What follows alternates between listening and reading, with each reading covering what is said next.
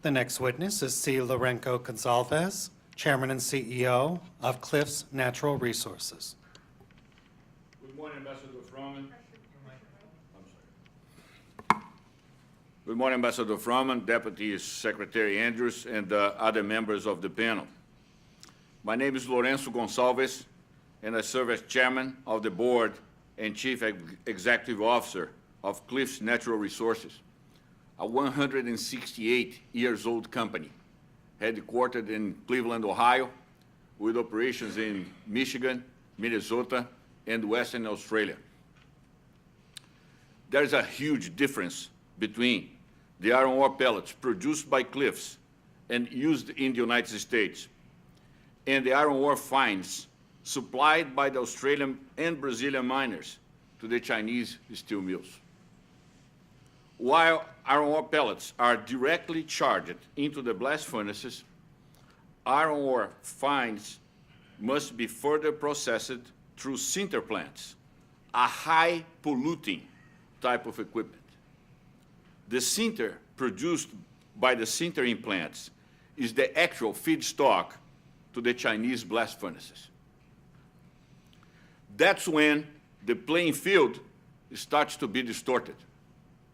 While Chinese integrated steelmakers rely almost 100% on high polluting sinter produced from Australia and Brazilian iron ore sinter feed, here in the United States, rightfully so, we must comply with very rigorous laws and regulations addressing polluting control, and therefore, we use iron ore pellets directly fed into blast furnaces.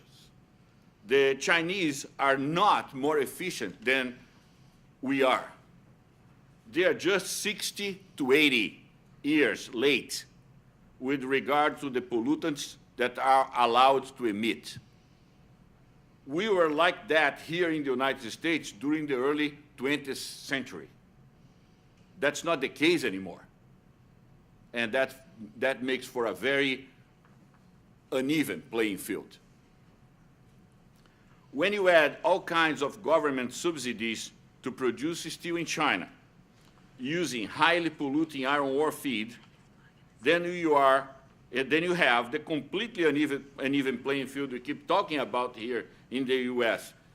Liu Gerard and I for 15 years plus. While Australian iron ore sinter feed cannot be used in the United States, the unprecedented surge in unfairly traded steel imports entering our country inflicts substantial harm on the domestic iron ore mining industry as well as the steel industry. Subsidy-boosted steel produced in China from environmentally harmful iron ore fines has caused a decline in our iron ore pellet orders, which required Cliffs to idle 3 of our 5 U.S. iron ore operations in 2015, affecting approximately 1,250 workers, including 800 members of the United Steelworkers Union. Addressing unfairly traded steel imports entering the United States as part of the pending trade cases is a critical first step that should create near-term relief for domestic steelmakers and, by extension, iron ore producers like Cliffs. The federal government must directly confront global steel overcapacity and the intentional overproduction of iron ore by major producers in Australia and Brazil, which is fueling the production of excess steel in China. Bottom line, the overproduction of sinter feed iron ore directly enables the overproduction of steel in China, with the sole intent of providing full employment for Chinese citizens at the expense of our own citizens in the United States. Much of that excess material, in turn, lands on our shores as illegally dumped steel.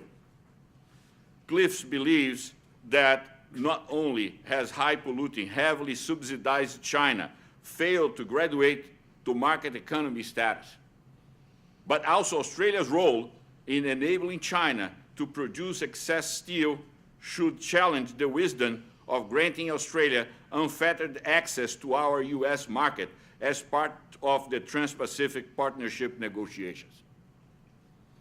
In addition to the economic damage flowing from illegally dumped steel, one cannot ignore the very real damage being done to the global environment from China's sinter-feed iron-based steel production. Sinter-feed requires further processing in a sinter plant, resulting in staggering quantities of particulate and greenhouse gas emissions.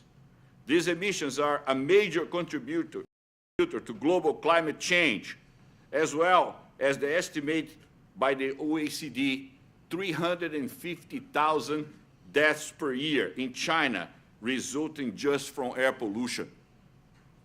In closing, I'd like to leave you with these two messages. First, the federal government must continue to take action to confront the threat of unfairly traded steel imports by prosecuting the pending trade cases to the full extent of our trade laws. Second, the massive overproduction of steel in China, with the complete disregard to the most basic environmental regulations, constitute a world catastrophe. The U.S. must join other nations and lead other nations in addressing Chinese overproduction and the environmental performance of China's steel industry. Thank you very much for the opportunity to address you today, and I'll be more than happy to answer any questions at the end.